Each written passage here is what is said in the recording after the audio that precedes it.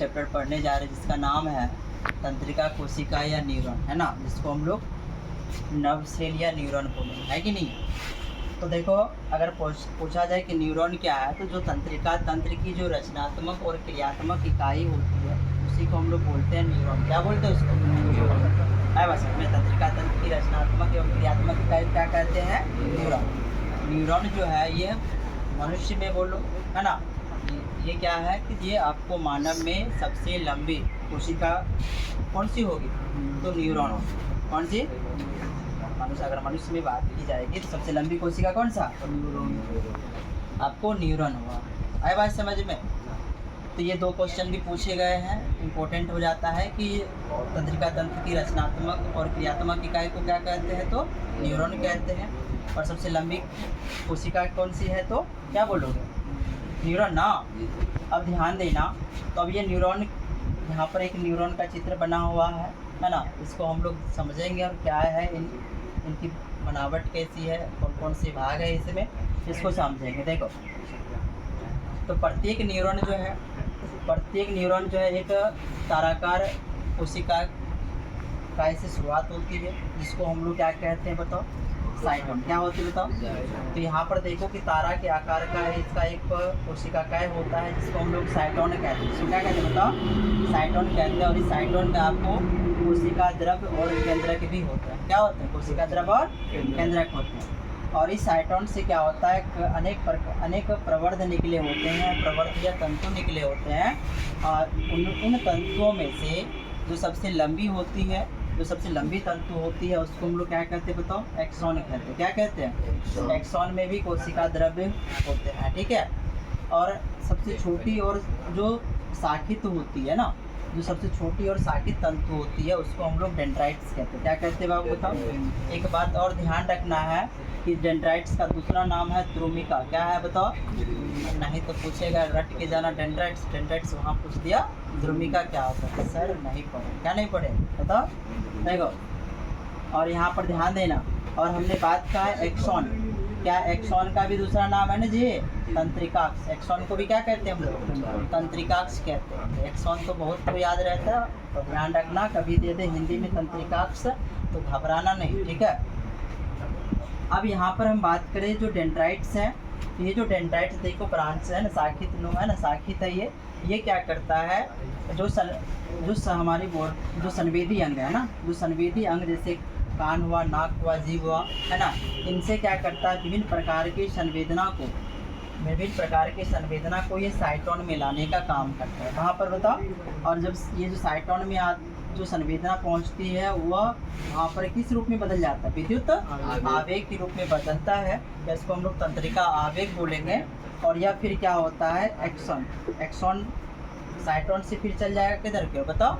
Axon की ओर, ठीक है। यानी कहने का मतलब हुआ कि जो एक्सॉन है वो तंत्रिका आवेग को साइटोन से दूर लाने का काम करता है, जबकि डेंड्राइट्स क्या करता है? ये तंत्रिका आवेग को क्या करता है? साइटोन की ओर लाने का काम करता है, ठीक है। अब देखो, ये जो एक्सॉन है वह अपने अंतिम छोर पर एक गांठ जैसी रचना में समाप्त होती है, जिसको हम लोग कहते हैं सूत्र युग्मन गांठ कहते हैं, या इन्हीं को हम लोग क्या कहते हैं बताओ? इन्हीं को हम लोग साइनेप्टिक नॉब्स कहते हैं। क्या कहते हैं बताओ? है ना, साइनेप्टिक नॉब्स कहते हैं। इसको ध्यान रखना। अब यहीं पर देखो क्या होता है कि जो एक्सॉन है ना, यहाँ पर जो ये साइनेप्टिक नॉब्स होते हैं, यह क्या होता है? दूसरे न्यूरॉन के डेंड्राइट से जाके जुड़ता है, और इस स्थान को हम लोग क्या बोलते हैं? सिनेप्स, है ना।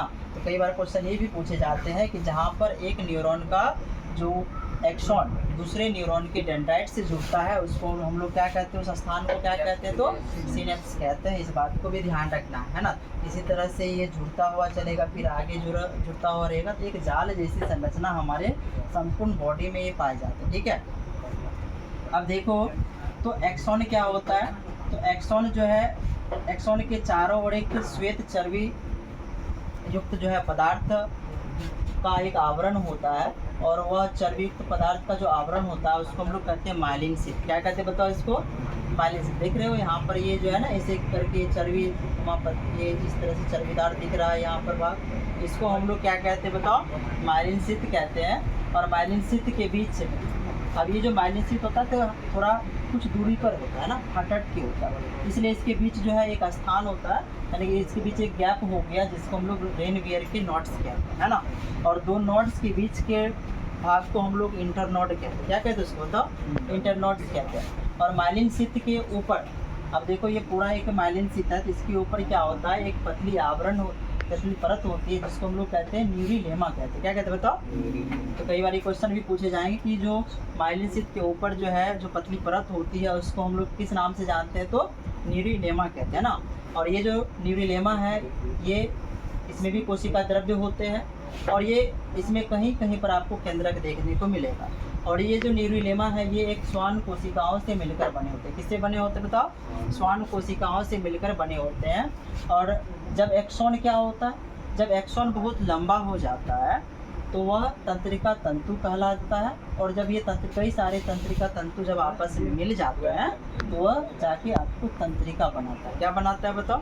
तंत्रिका बनाता है। क्या इतनी बातें याद रख सकते हैं? और एक बात और जो यहाँ पर आपको ध्यान रखना है कि यहाँ जब दो एक्सॉन जब एक न्यूरॉन का डेंड्राइट्स जो है ना और दूसरे न्यूरॉन के एक्सॉन से जब यहाँ पर जुड़ता है इस स्थान पर एक जुड़ता है ना, तो यहाँ पर एक तरह का रासायनिक पदार्थ निकलता है ना, स्रावित होता है। और उस पदार्थ का क्या नाम है बताओ?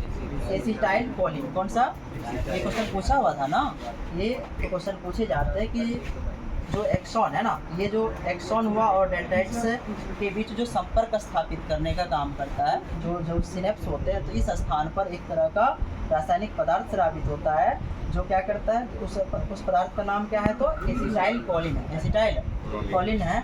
ये क्या करता है, ये तंत्रिका आवेग को है ना दूसरे न्यूरॉन के डेंड्राइट्स के बीच जो कह सकते हैं पहुंचाने में मदद करता है ना। यानी कि एक्सॉन से ये जो रासायनिक पदार्थ है एसिटाइल है ना, एसिटाइल कोलिन, ये क्या करता है, एक्सॉन से जो तंत्रिका आवेग होता है उसको दूसरे न्यूरॉन के डेंड्राइट्स तक पहुंचने में क्या करता है बताओ? मदद करता है। क्या ये बातें समझ में आई? तो इतना है आपका, यहाँ से कई सारे ऑब्जेक्टिव पूछे गए हैं तो आप इसको ध्यान रखें। ठीक है, याद रख लेना है इसे।